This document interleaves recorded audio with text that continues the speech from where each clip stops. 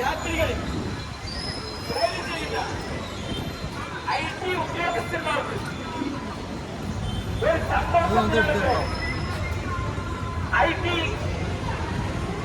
പാർട്ടികളിൽ പ്രത്യേകം മദ്യഷാപ്പുകൾ തുടങ്ങാൻ ബാറുകൾ തുടങ്ങാൻ രാജ്യത്തിന് അകത്തുനിന്നും പുറത്തും പോയി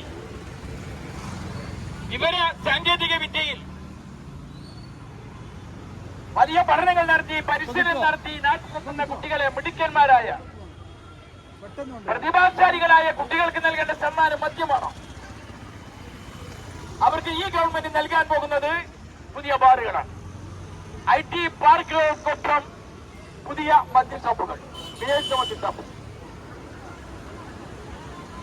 അതേപോലെ തന്നെ നമ്മുടെ സർവത്തും ഓരും വെള്ളം കുടിക്കുന്ന കടയിൽ ഇനി മദ്യം വളർത്താം. ജ്യൂസ് കടയിൽ ചെറിയ ലഹരി പാനീയങ്ങൾ വിൽക്കാൻ ഈ ഗവൺമെന്റ് അനുവാദം കൊടുക്കാൻ പോവുകയാണ്.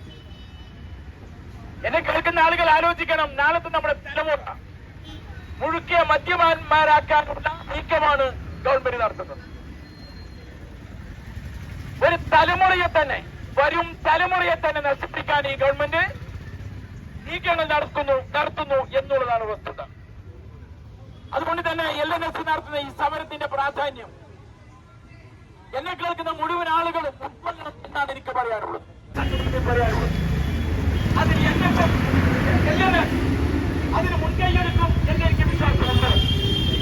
അതുകൊണ്ട് ഈ മേഖലയിൽ ഇതുപോലെ ചിന്തിക്കുന്ന ഈ രാജ്യത്തെ ജനങ്ങളുടെ കഴിവും ശേഷിയും അതിൽ അഭിമാനിക്കുന്ന കേരളീയർ എല്ലാം മറന്നൊന്നിക്കാൻ തയ്യാറാകണം എന്ന് മാത്രം പറഞ്ഞുകൊണ്ട് ഞാൻ എന്റെ എളിയ അധ്യക്ഷ ഭാഷണം അവസാനിപ്പിക്കുകയാണ്. നിങ്ങൾക്ക് എല്ലാവർക്കും അഭിവാദ്യങ്ങൾ. ജയ് ഹിന്ദ്. നമ്മുടെ യൂത്ത് കോൺഗ്രസിന്റെ നേതാവ് കൂടിയായ സഞ്ജയ് കുമാറാണ്. അദ്ദേഹമാണ് ഇപ്പോൾ കൊല്ലം ജില്ലാ NSന്റെ പ്രസിഡന്റ്. അദ്ദേഹത്തെ കുറുക്കോളി മൊയ്തീൻ ആനനീച്ച് ഈ യോഗത്തിൽ വെച്ച് സ്വീകരിക്കുന്നതാണ്. കൊല്ലം ജില്ലാ LNSന്റെ പുതിയ പ്രസിഡന്റ്, യൂത്ത് കോൺഗ്രസിന്റെ നേതാവ് കൂടിയായ സഞ്ജയ് കുമാർ,